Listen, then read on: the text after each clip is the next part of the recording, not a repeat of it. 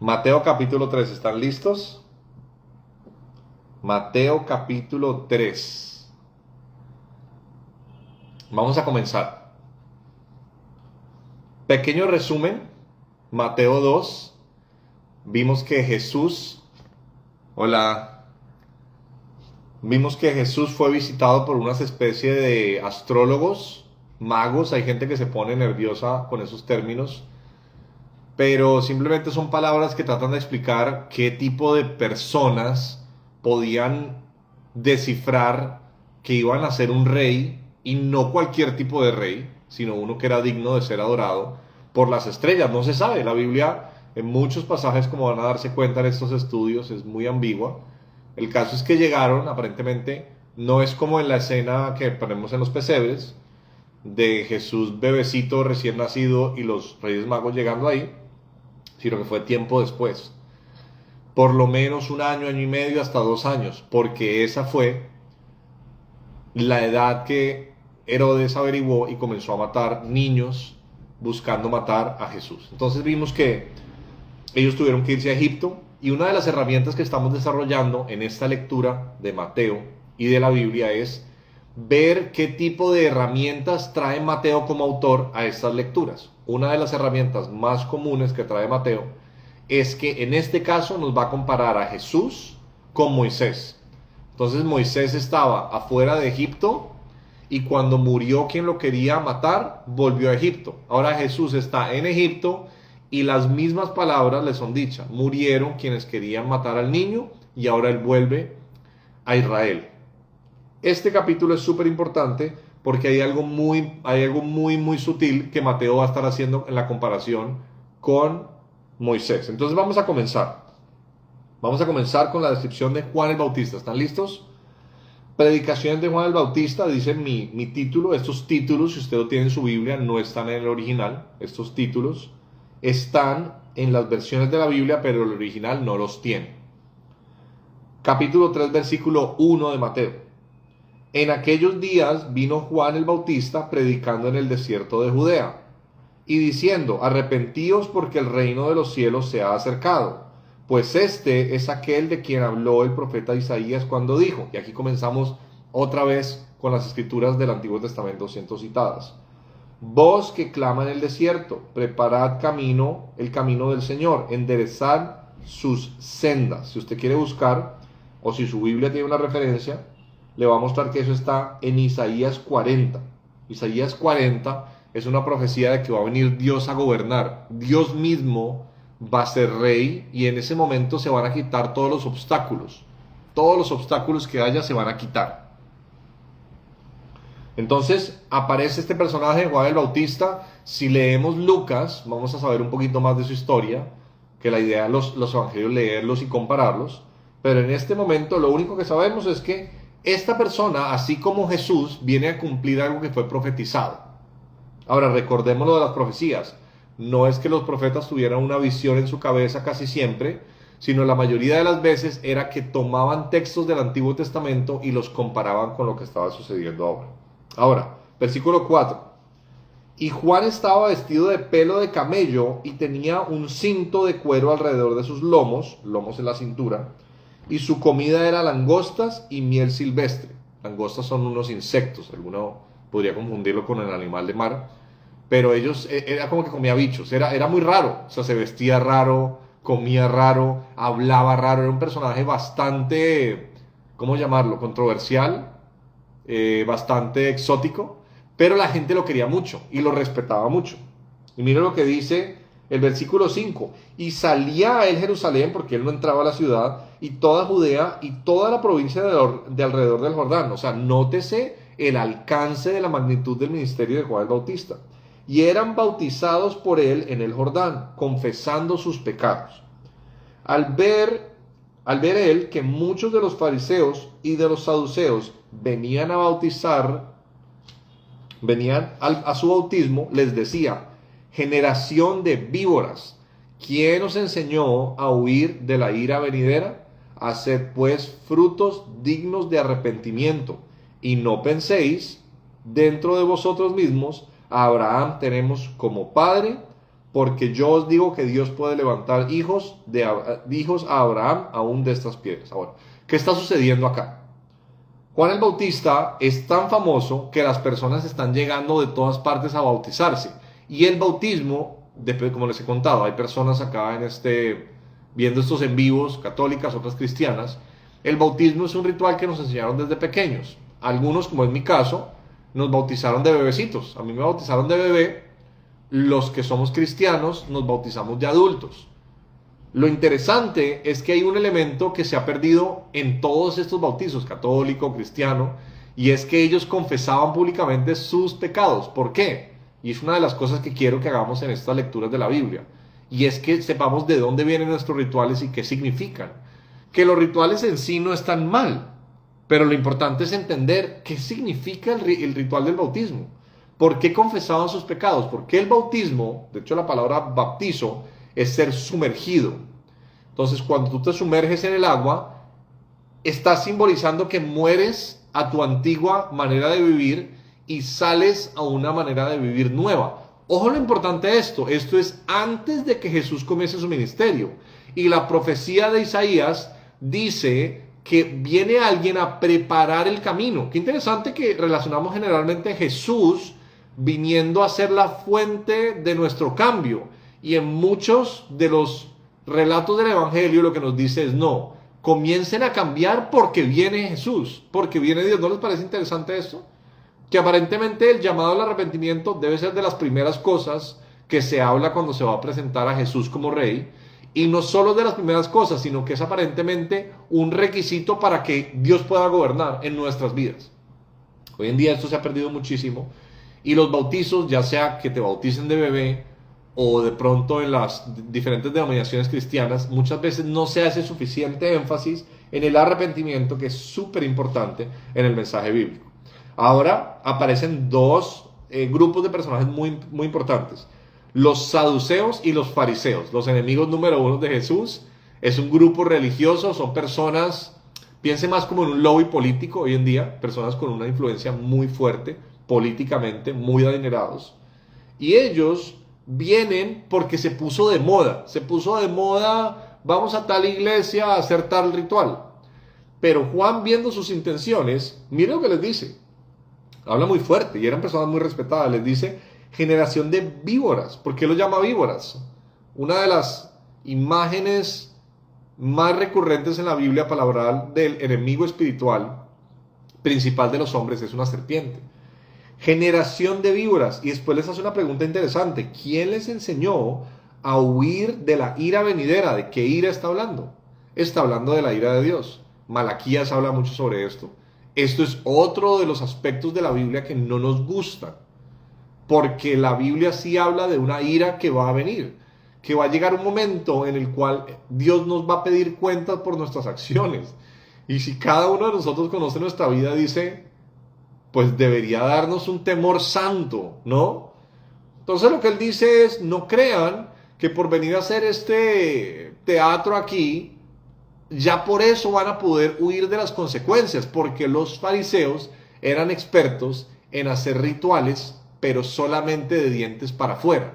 ¿Los rituales son importantes? Muy importantes. Católicos, cristianos, los rituales que giran alrededor de la fe de Jesús, la gran mayoría tienen simbolismos arraigados en alguna práctica que Dios, que Jesús invitó a hacer. Pero cuando los hacemos y no entendemos por qué lo hacemos, o no hacemos la transformación que debe reflejar el ritual, entonces se vuelven rituales vacíos. Por ejemplo, se ha vuelto muy de moda ahora con todo este tema de ir a terapia y de que los hombres también lloran y este montón de cosas. Se ha vuelto muy de moda decir, bueno, entonces yo voy a ser vulnerable y voy a contar mis defectos, lo cual me encanta, me parece que es súper bueno. Ahora, ¿qué sucede? Que en el momento en que nosotros solamente estamos hablando de nuestros pecados, pero no hay un cambio, viene lo que le dijo Juan a ellos, le dijo, hagan frutos dignos de arrepentimiento, que no se vuelva un deporte, simplemente confieso mi pecado y no pasa nada. Porque si en algunas congregaciones, grupos de creyentes, hay espacios en los cuales ya se está dando, digamos, el hábito de confesar nuestros pecados, pero no hay un cambio eventualmente, aparentemente caemos en lo que llamó Juan el Bautista una generación de víboras, que creemos que le sacamos como el quite al juicio de Dios solo porque hicimos el ritual de confesar. Confesar los pecados debe nacer de un corazón arrepentido, y el arrepentimiento se va a evidenciar no en un cambio instantáneo, no en una perfección moral, pero sí en frutos dignos de arrepentimiento. Como cuando alguien te pide perdón pero no cambia, o cuando lo haces tú, pides perdón pero en el fondo lo haces porque te tocó, por quedar bien, a diferencia de cuando de verdad nosotros decimos algo y se comienza gradualmente a notar un cambio. Habrá algo más molesto que una persona que pide perdón y no cambia, ya después no le crees. Esto es lo que estaba sucediendo acá, y lo podemos aplicar mucho a nuestra fe actual. Entonces Juan el Bautista, que claramente no tenía, como dicen por ahí, pelos en la lengua, les fue cantando la tabla y les dijo: mire, ustedes se creen muchachitos porque son hijos de Abraham, pero aquí viene uno que va a comenzar a levantar hijos de Abraham de las piedras. Obviamente es una figura retórica, una figura, digamos, poética, pero ¿qué quiere decir? Que, como dice Pablo, en Cristo ya no hay judío, no hay gentil, no hay hombre, no hay mujer, ya no importa. Solamente lo que importa es la fe que me lleva a volverme hijo de Dios, no por un linaje, no por ser judío, sino por algo diferente, algo más profundo. Y los judíos, así fueran hijos de Abraham, también tenían que creer en Cristo y ser transformados para poder entrar a la iglesia. Ahora, versículo 10, y ya también el hacha, aquí sigue dándoles, está puesta a la raíz de los árboles, por tanto todo árbol por tanto todo árbol que no da buen fruto es cortado y echado en el fuego. Yo a la verdad los bautizo en agua para arrepentimiento, pero el que viene tras mí, cuyo calzado yo no soy digno de llevar, es más poderoso que yo. Él os bautizará en Espíritu Santo y fuego. Su aventador está en su mano y limpiará su era, y recogerá su trigo en el granero y quemará la paja en fuego que nunca se apagará. Todo eso son referencias muy comunes en los profetas, especialmente Malaquías al final hace mucha referencia de esto, de que va a haber un día que de hecho deberíamos anhelar, aunque da un poco de miedo la verdad, en el cual Dios viene y todas las injusticias les viene a poner, como quien dice, viene a hacer cuentas. Por eso en el Nuevo Testamento el apóstol dice: abogado tenemos, porque cuando uno es culpable uno necesita un abogado, y con lo culpable que somos pues necesitamos un muy buen abogado. Pero me es interesante varias cosas. Lo primero es que él dice, hace una referencia que es agrícola. Dice: el hacha está puesta a la raíz de los árboles. Lo que hacían, tal vez hagan todavía hoy en día, es que cuando un árbol ya está, llamémoslo así, sentenciado para ser cortado, le hacen una X en la base de la raíz. Cuando el leñador llega, ve la X en la raíz y deja el hacha al lado. Lo que quiere decir es: este árbol, digamos que todavía no lo estoy cortando, pero va a ser cortado. O sea, lo que quiere decir es que viene un juicio. No ha llegado, pero viene. Y eso debería hacer que nosotros cambiemos nuestro comportamiento.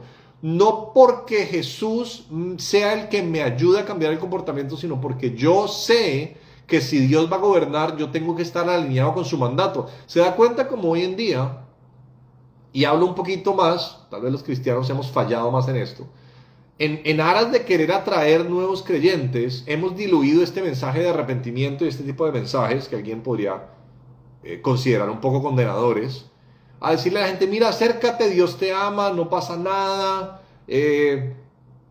Dios es tan bueno que murió por ti. Todas son verdades, pero fíjese qué interesante esto. Arrepiéntanse es la primera palabra de Juan el Bautista. Arrepiéntanse es la primera palabra de Jesús en varios relatos del Evangelio. Arrepiéntanse es la primera predicación en Hechos de los Apóstoles. El primer concepto que se lanza, tanto de los apóstoles como de Juan el Bautista, como de Jesús, al comenzar, no es: Dios te ama, sin importar quién eres, cómo seas, lo que seas, lo cual tiene algo de verdad. No es: acércate a Dios, porque Dios no está bravo. Bueno, hay pasajes de la Biblia que dice que sí está bravo. No es: voy a presentarte lo chévere que es Jesús. A veces cuando se dan este tipo de mensajes se le dice a la gente: no, vamos a que se enamoren de Jesús y después les hablamos de esto, porque de pronto se asustan. Y aparentemente no funciona así. Yo no hablo de condenación, no hablo de meter culpa, pero fíjese que lo primero con lo que comienza, el que va a abrir camino para Jesús, es decir, cambien su manera de vivir. Vengan a hacer el ritual si quieren, bautícese. Pero, ¿sabes lo que quiere decir ese ritual? ¿Cuántas personas se han bautizado? Sea porque los bautizaron de bebés y ni siquiera sabían lo que estaba pasando. Sea porque se bautizaron de adultos porque era lo que hacían en la iglesia nueva a la que fui. Pero ¿cuánto lo hicimos confesando nuestros pecados? ¿Y cuántas de esas confesiones de pecados fueron en realidad fruto de un corazón arrepentido? Yo otra vez digo, esta parte la estoy leyendo porque es tal cual lo que está diciendo. No le quiero restar palabras a Juan el Bautista para querer hacer más agradable esta parte de la Biblia. Tampoco quiero transmitir condenación, no es mi intención. Pero hace falta mucho en esta cultura posmoderna en la cual nadie puede corregir a nadie. Los papás no pueden corregir a sus hijos porque los demandan. Los pastores no pueden regañar en una prédica. Nadie le puede decir nada a nadie. Ya la verdad es relativa. Lo llaman la famosa generación de cristal. Entonces aparece un personaje como esto, porque la Biblia no va a cambiar, está escrita, y nos choca porque nuestra cultura ha sido permeada por todos estos conceptos y entender que fue enviado por Dios y este mensaje también lo necesitamos dentro de un balance, sin condenación, sin culpa. En algunas épocas, algunas tradiciones especialmente evangélicas abusaron muchísimo de la condenación y todo era miedo, todo era Dios mío, me voy a ir al infierno, ¿verdad? Y la gente era coaccionada por culpa. Yo no creo que esto sea lo que sucede acá. Yo creo que es un genuino llamado, lo que vimos en el capítulo 1 de Mateo. Si Jesús es el que viene a salvarnos de nuestros pecados, entonces ¿quién soy yo? Pues yo soy el pecador que necesita ser salvado. Entonces, ¿cuál es el problema de ir a confesar mis pecados? Cuando tú tomas el hábito de con alguien de confianza, como dice la carta de Santiago, confiésense los pecados unos a otros. Cuando tú tomas este hábito, te das cuenta que mal que bien todos somos iguales. Y no se trata de hacerlo algo por celebrar el pecado. Ay, hablemos de nuestros pecados, sino porque hay un elemento que dice Jesús más adelante en Juan capítulo 3, que es cuando yo tapo mis pecados, no están a la luz. Y esta es la condenación, le dijo Jesús a Nicodemo, un religioso, que los hombres no amaron la luz porque amaban más las tinieblas, porque no querían traer sus malas obras a la luz para que fueran reprendidas. Pero es en la luz donde somos sanados. ¿Habrá algo más liberador cuando tú confiesas por fin? Esto es lo que soy, sin ninguna culpa. Esto es lo que está pasando, tengo este defecto. Cuando lo haces sin culpa y sabes que Jesús, como le dijo a esta mujer, yo no te condeno, pero deja de pecar, encontramos libertad. El bautismo es una de las primeras cosas que tenemos que pensar en nuestro acercamiento a Jesús. ¿Será que yo, como algo que publiqué en redes hace poco, un día hice una oración recibiendo a Jesús en mi corazón, pero será que yo me arrepentí de verdad de mi vida alejado de Dios? La historia de Jesús toda la conocemos en Latinoamérica. Todos sabemos que Jesús murió por mis pecados, que se supone que es el Hijo de Dios, pero ¿será que yo vivo conforme a eso? ¿Será que yo a diario tengo la actitud de arrepentirme si me hacen ver cosas en las que estoy mal?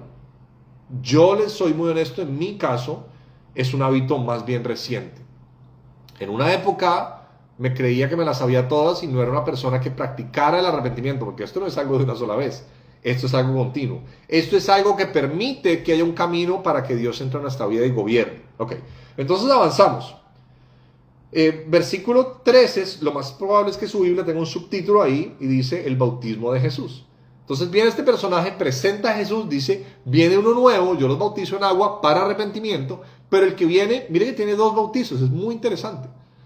Dice, los bautiza en Espíritu Santo y fuego, ¿verdad?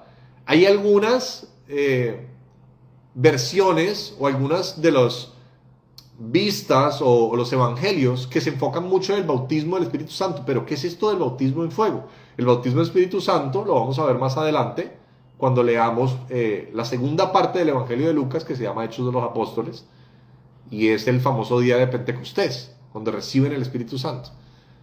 Pero ¿qué es esto de ser bautizado en fuego? Si bautizo es ser sumergido, ¿usted se imagina ser sumergido en fuego? ¡Qué miedo!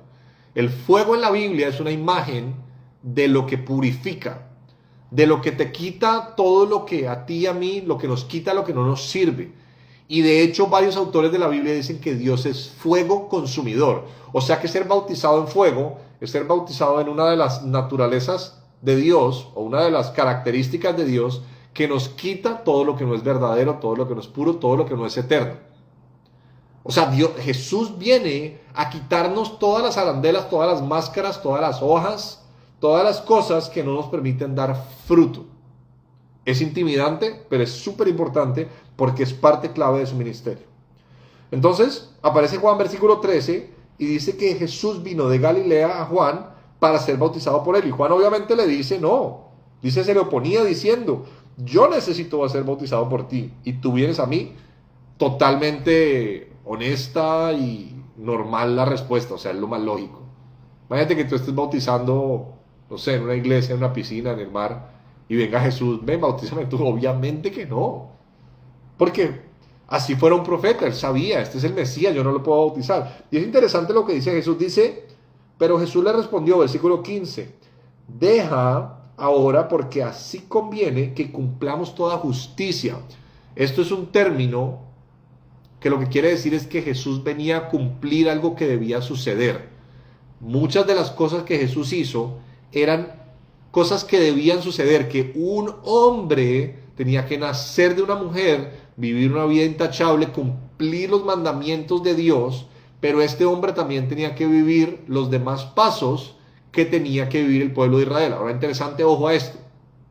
Estamos comparando a Jesús con Moisés, porque esto es lo que asume Mateo que nosotros sabemos, lo asume. Entonces, ¿qué sucedió con el pueblo de Israel cuando salió de Egipto? ¿Atravesó qué? Agua. Esto es un símbolo del bautismo. ¿Qué pasa justo después de que el pueblo de Israel en Éxodo sale de las aguas?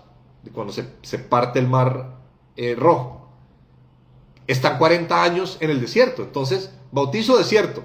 Adivine qué viene en el capítulo 4 en la historia de Jesús después de su bautismo, después de que cruza las aguas.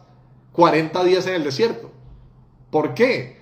Porque Jesús está cumpliendo lo que Israel no pudo cumplir, porque Dios siempre ha elegido un pueblo para que ese pueblo se vuelva su representante a las naciones y esas naciones sean salvas por ese pueblo. Lo intentó con Adán y Eva, lo intentó con Abraham, lo intentó con David, todos fallaron. Ahora viene un hombre que sí lo va a hacer bien.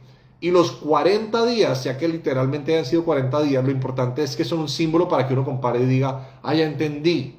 O sea que Jesús atraviesa las aguas y va 40 días como estuvo 40 años en el desierto, el pueblo de Israel, para ser probado. Y adivine qué le sucedió a Jesús. Spoiler de la próxima semana. En el desierto fue probado por Satanás. Y súper interesante la historia, no se la puede perder. Entonces, versículo 16, el 15 dice que Juan aceptó, dice entonces le dejó. Y versículo 16, mire qué interesante. Y Jesús, que después de que fue bautizado, subió luego del agua, y he aquí los cielos fueron abiertos, y vio al Espíritu de Dios que descendía como paloma y venía sobre él. Entonces, esta es una imagen que viene desde Génesis 1, cuando el Espíritu está sobre el agua, algo sucede. Cuando el arca de Noé, por ejemplo, llega a la montaña, viene un viento fuerte y sopla, y el agua se retira, y hay salvación para Noé y su familia. Cuando ellos cruzan, Israel cruza el Mar Rojo en Egipto, viene un viento fuerte, separa las aguas y les trae salvación. Lo interesante es que aquí no se separan las aguas. ¿Qué se abre aquí? Se abren los cielos. ¿Se da cuenta que está haciendo un paralelo? En las historias anteriores de salvación, las aguas se abren o se separan para que puedan ser salvados físicamente las personas que necesitaban ese camino en tierra seca. Pero aquí el camino que se abre no es un camino físico, es un camino espiritual. Por eso no se abre la tierra, sino lo que se abre es el cielo. Y Jesús viene, de alguna manera, Mateo, sin decirlo, a abrir un camino diferente. No un camino que nos libera de una esclavitud física, sino de una esclavitud espiritual. Los cielos fueron abiertos y vio el Espíritu de Dios que descendía como una paloma sobre él. Y hubo una voz de los cielos, versículo 17, que decía, este es mi Hijo amado, en quien tengo complacencia. Ahora, uno de los filtros con los cuales estamos estudiando Mateo, ¿cuál es? ¿Quién dice Mateo que es Jesús? ¿Quién es Jesús para mí? ¿quién soy yo según este relato? Una de las cosas que más nos han enseñado mal es a ponernos en la posición equivocada en los relatos bíblicos, porque la Biblia no se trata de mí, la Biblia se trata de Cristo. Y cuando vamos a ver que Jesús es el Cristo, es muy interesante estudiar qué significa que Jesús sea el Cristo.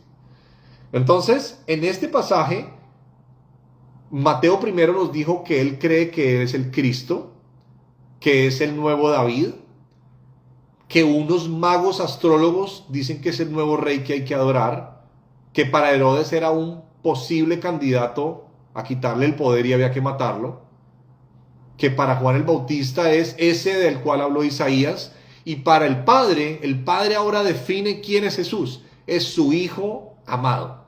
Este concepto de hijo, que se ha popularizado mucho hoy en día en el cristianismo, los católicos, pensamos que es un concepto del Nuevo Testamento, pero no lo es. Es un concepto que viene desde el Antiguo Testamento. Lo que pasa es que Jesús tuvo un énfasis muy fuerte en hacernos ver a Dios como nuestro Padre. Por eso la famosa oración del Padre Nuestro. Entonces, venimos en un orden planeado en el cual Mateo nos está diciendo, esta persona es Dios habitando la tierra, es el nuevo David, es el nuevo Moisés, pero aparentemente Moisés vino a abrir un camino en el mar para que esa tierra seca los salvara de una esclavitud física. Pero cuando atraviesa las aguas Jesús, se abren los cielos. O sea que este camino no es un camino físico, sino es un camino espiritual. Y esto fue lo que frustró a muchos judíos.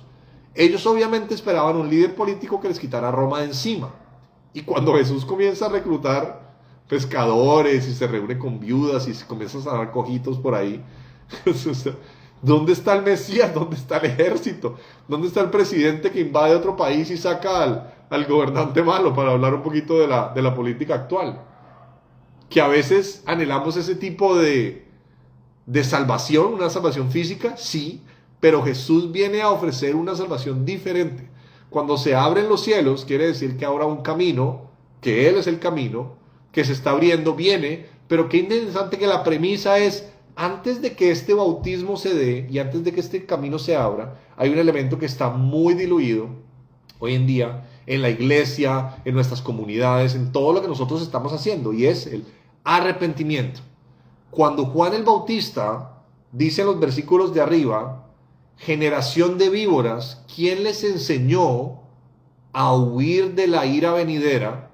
Juan el Bautista no quería simplemente estar hablándole mal a un grupo de personas, no quería ser grosero, estaba hablando de una verdad, que hay grupos de personas que se acercan a los rituales relacionados con Jesús, no entienden qué significa, lo hacen por motivos equivocados y creen que el ritual vacío los puede alejar de una pedida de cuentas que va a haber un día, porque viene ese día, este es el día que está citando Juan el Bautista acá, y viene Cristo, y Cristo sí nos invita a hacer los rituales, pero quiere que entendamos de qué se trata el ritual. Yo no estoy atacando a los rituales, creo que son importantes, pero creo que muchos de los creyentes hemos caído en la rutina de hacer rituales. ¿Será que esto nos pasa hoy en día? ¿Será que hoy en día podemos creer que es importante ir a cumplir un ritual como bautizarme? ¿Será que incluso podemos llegar al punto que no es fácil? Y como les digo, se ha popularizado mucho hoy en día y creo que es un paso importante de ser vulnerable. Se habla muchísimo de esto, se habla de ser vulnerable en los ámbitos, en redes sociales, se habla de ser vulnerable en las iglesias, porque en una época la moda era ser perfecto y guardar el testimonio. Ahora como que estamos siendo un poquito más sensatos y decimos, no, yo sí tengo defectos, voy a ser vulnerable. Pero el punto no es solamente confieso en lo que estoy fallando, sino que hay una petición. Por lo menos esta voz de Juan el Bautista tiene una petición. ¿Y la petición cuál es? Hagan frutos dignos de arrepentimiento. ¿Qué tengo que pensar yo hoy en día con esta lectura? ¿Será que yo estoy de verdad haciendo un camino claro para que Dios pueda gobernar? ¿Usted sabe que Dios, con todo y que es Dios, no obliga a nadie a nada? Que uno de los, como dice la profecía de Isaías, uno de los montes o uno de los impedimentos en este camino que trae al gobernante a mi vida es la falta de arrepentimiento. Que hoy en día no es que yo soy así, o no es que yo tengo esta condición porque, y cualquier excusa nos inventamos en vez de decir, si yo quiero vivir de la manera que profeso de labios, que es que Jesús es mi Salvador, debo tener un elemento, sea que haya hecho el ritual de bautismo, lo vaya a hacer. Tengo que tener un elemento que se llama el arrepentimiento, que cuando Jesús venga y me bautice en el Espíritu Santo, ¿qué significa ser bautizado en el Espíritu Santo? ¿Y qué significa ser bautizado en fuego? Pues que el fuego va a venir a querer purificar todo lo que no está bueno en mí. Obviamente entienden que esto es simbólico, ¿no? Y que cuando Jesús hablaba, por ejemplo, más adelante lo vamos a ver, no muy adelante, capítulo 5 o 6, de cortarse una mano y sacarse un ojo. Es que aquí es donde vengo, es interesante leer la Biblia, porque todos tenemos una idea de quién es Jesús en nuestra mente y nos acordamos de las historias que nos parecen bonitas. Pero hay elementos como este de Juan el Bautista que nos confrontan y no son agradables. Quiero quitar toda condenación, quiero limpiar, digamos, el mensaje de cualquier tipo de coacción. Aquí la Biblia no nos está diciendo, soy un pecador, soy lo peor, ¿verdad? Y darnos golpes de pecho y estar cargados. No, es decir, es ser honestos y decir, ok, se supone que yo ya me di cuenta que tengo este defecto. Es posible que se lo haya confesado a alguien. Es más, es posible hasta que haya dicho, perdón, voy a cambiar. ¿Qué estoy haciendo al respecto? Y alguien diría, pero es que Dios no me ha cambiado. Pero fíjese que en el relato bíblico el arrepentimiento viene antes de Cristo. O sea, antes de su ministerio, lo que preparaba el camino era personas arrepentidas. Y nosotros lo hemos vuelto al revés. Voy a la iglesia a ver si esta religión me cambia.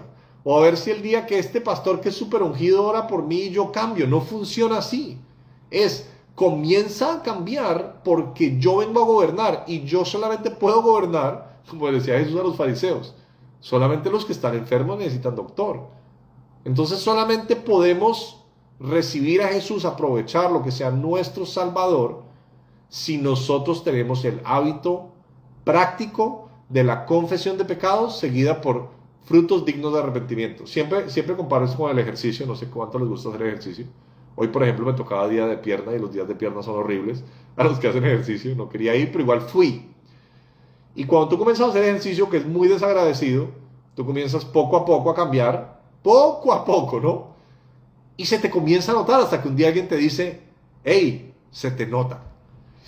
Y uno dice, menos mal, porque me he esforzado. O sea, los creyentes, estas son las palabras parafraseadas de Dallas Willard, un teólogo de hace unos años muy importante, que les recomiendo sus libros. Los creyentes, en el fondo no creemos, o los cristianos, los católicos, los seguidores de Jesús, no creemos que Dios nos pueda cambiar. Por eso nos inventamos rituales vacíos, por eso nos inventamos la religión, la religiosidad. Pero nosotros tenemos la capacidad de cambiar. De hecho, en parte es un requisito para que Dios comience a gobernar en nuestras vidas. Entonces, ¿cuál es el llamado de hoy? ¿Y cuál es más allá del estudio y de que chévere, mire, Jesús es igual que Moisés y entonces cruzó el agua y el otro cruzó el agua, ¿verdad? Ahora les mando el nombre de quien mencioné, se llama Dallas Willard, ahí te lo escribo en los comentarios. Más allá de quién es este Jesús en la parte simbólica, interesante, académica de esta lectura, ¡wow! Jesús es el nuevo Moisés y mire que 40 años en el desierto de Israel y el 40 días en el desierto y cómo será la tentación con Satanás. Todo esto es muy chévere, pero la pregunta práctica, porque queremos aprender a leer la Biblia y que nos hable hoy en día, tal vez uno de los muchos mensajes que podemos sacar de acá, creo que el principal que está en el corazón de esto es, ¿será que yo estoy haciendo igual que los fariseos? ¿Será que estoy haciendo rituales vacíos en los cuales confieso pecados y no se ve un fruto de arrepentimiento en mí?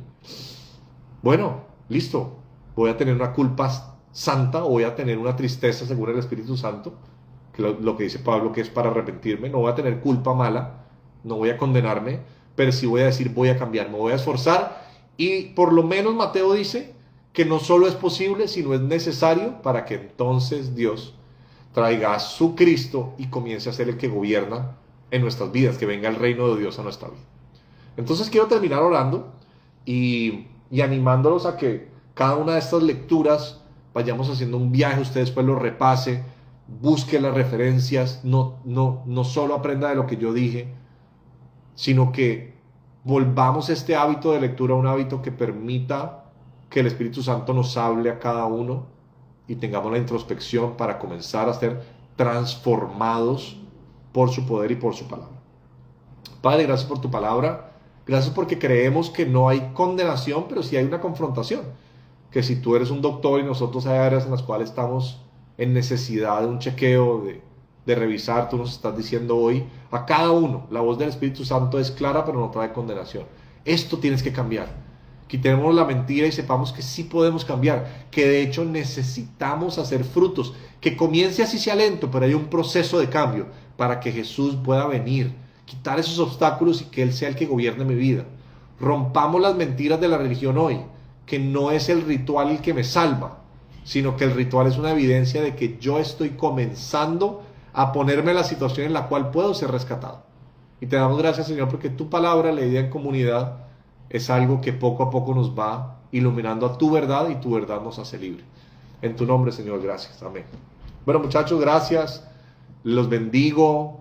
¿Cómo nos aconsejas para poder lograr ese fruto de arrepentimiento? Bueno, más adelante, cuando veamos, Mateo va por procesos. Y hay uno de los elementos que Mateo comienza a volver un poquito más prácticos y son la responsabilidad que tiene el cuerpo de Cristo en mi cambio y la que tengo yo. Entonces, uno de los elementos es: necesito personas que me hagan ver, porque hay cosas a las cuales somos ciegos. Comencemos por nuestro cónyuge. A los hombres no nos gusta, pero muchas veces las esposas, sea que lo digan mal o bien, le dicen a uno las cosas. ¿Sabe que hay poquitas personas en la vida que le dicen a uno las cosas? Entonces, para responder la pregunta, ¿cómo hacemos para tener este fruto de arrepentimiento, frutos dignos de arrepentimiento? Primero, escuchar. ¿Será que hay algo que muchas personas me han dicho? Oye, David, vamos a poner un ejemplo mío, un ejemplo real, para echarme yo al agua, pues. Tú tiras comentarios feos, sarcásticos. Me lo dice una persona, me lo dice dos personas, me lo dicen 3, 4, 5. Entonces yo puedo decir, pues, ay, es que todos me están atacando, ¿no? Y puede que alguna de esas personas me lo diga mal, pero puedo decir, ¿será que tienen razón? Y le puedo pedir a Dios, Señor, examíname. Mire, el Espíritu Santo le habla a uno. Comencemos una cosa a la vez, no comencemos a cambiar todo a la vez porque nos volvemos locos. Señor, ¿será que yo tengo este acto feo de ser sarcástico con la nueva persona? Sí. El Espíritu Santo va a decir sí. Entonces comienzo. Y tengamos personas que nos pidan cuentas. Estoy queriendo dar un consejo muy práctico. Yo tengo amigos que les digo, cuando vea estas actitudes en mí, díganme. Y me piden cuentas, ¿cómo vas con esto? Entonces, el fruto de arrepentimiento va a ayudar mucho que la comunidad alrededor me lo haga ver y después me pida cuentas para que haya un cambio. El Espíritu Santo nos va a ver y nos va a dar el fruto. ¿Cuál va a ser el fruto? Hey, viene a mi mente esta voz que dice, no le contestes así. Ah, sí, tienes razón. La primera vez me va a costar mucho, como con la pesa. La segunda vez me va a costar menos. La tercera vez, hasta que llega un punto en que el músculo, que es el fruto del Espíritu Santo en mí, se me quitó el sarcasmo. ¿Eso es para siempre? No. Igual que el gimnasio. Usted va un año y está súper fit. Deja ir un mes, Dios santo. ¿Verdad? Y la vida espiritual es así. Hagamos frutos dignos de arrepentimiento para que se note que Jesús nos gobierna, no porque hay un poder mágico que nos cambia, sino porque nuestra manera de vivir refleja que de verdad creemos que tenemos que hacer un camino recto para que Dios sea el que gobierne nuestras vidas.